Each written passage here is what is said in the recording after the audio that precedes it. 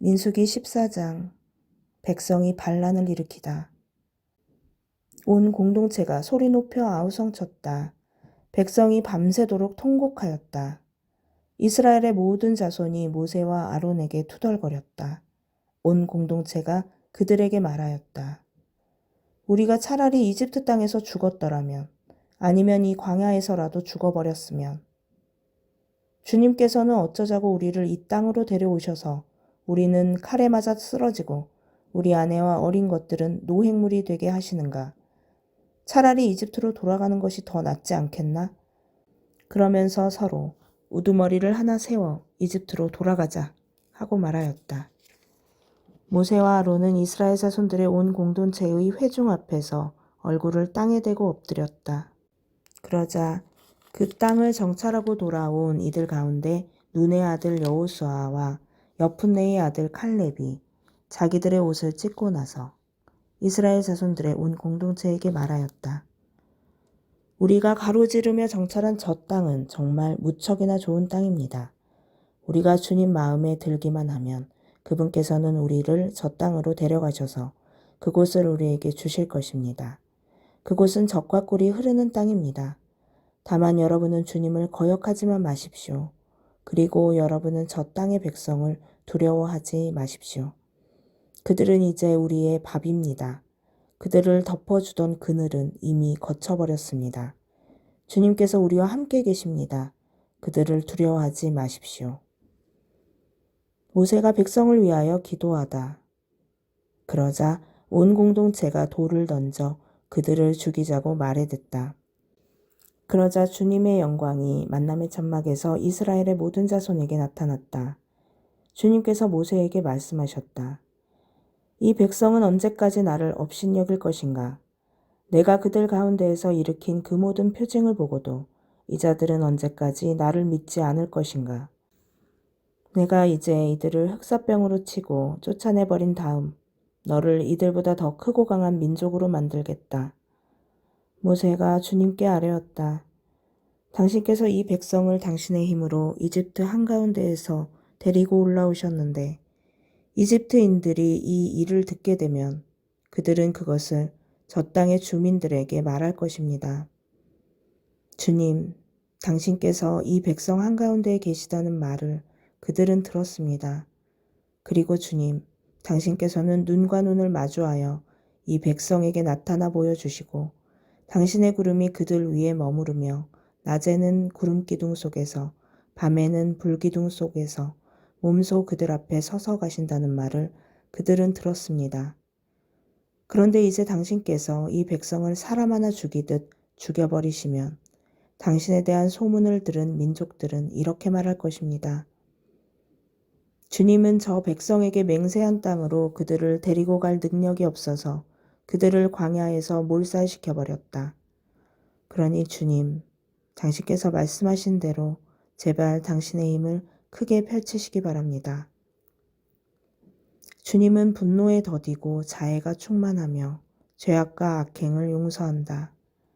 그러나 벌하지 않은 채 내버려 두지 않고 조상들의 죄악을 아들에 거쳐 3대 4대까지 벌한다 하셨으니 이집트에서 여기에 올 때까지 이 백성을 용서하셨듯이 이제 당신의 그 크신 자애에 따라 이 백성의 죄악을 용서하여 주십시오. 주님의 용서와 벌. 주님께서 대답하셨다. 너희 말대로 내가 용서해 주마. 그러나 내가 살아있는 한, 주님의 영광이 온 땅을 가득 채우고 있는 한, 나의 영광, 그리고 이집트와 광야에서 내가 일으킨 표징들을 보고도 이렇게 10번씩이나 나를 시험하고 내 말을 듣지 않은 사람들은 모두 내가 그들의 조상들에게 맹세한 땅을 보지 못할 것이다. 나를 업신여긴 자들은 모두 그 땅을 보지 못할 것이다. 그러나 나의 종 칼렙은 다른 영을 지녀 나를 온전히 따랐으므로 나는 그가 다녀온 땅으로 그를 데려가고 그의 후손들이 그 땅을 차지하게 하겠다. 이제 아말렉 족과 가나안 족이 골짜기에 살고 있으니 너희는 내일 발길을 돌려 갈대바다 쪽 광야로 떠나라. 주님께서 모세와 아론에게 이르셨다. 이 악한 공동체가 언제까지 나에게 투덜거릴 것인가? 이스라엘 자손들이 나에게 투덜거리는 소리를 나는 들었다. 그들에게 이렇게 말하여라. 주님의 말이다. 내가 살아있는 한 너희가 내 귀에 대고 한 말에 따라 내가 반드시 너희에게 그대로 해주겠다. 바로 이 광야에서 너희는 시체가 되어 쓰러질 것이다. 너희 가운데 20살 이상이 되어 있는 대로 모두 사혈을 받은 자들, 곧 나에게 투덜댄 자들은 모두 여푼네의 아들 칼렙과 눈의 아들 여호수아만 빼고 내가 너희에게 주어 살게 하겠다고 손을 들어 맹세한 그 땅으로 들어가지 못할 것이다. 노획물이 되리라고 너희가 말한 너희의 어린 것들만 내가 데려가서 너희가 없인 여긴 저 땅을 제대로 알아볼 수 있게 하겠다. 그러나 너희는 시체가 되어 이 광야에서 쓰러질 것이다. 그리고 너희의 자식들은 너희가 모두 죽음으로 이 광야에 누울 때까지 너희가 배신한 값을 지고 40년 동안 광야에서 양을 칠 것이다.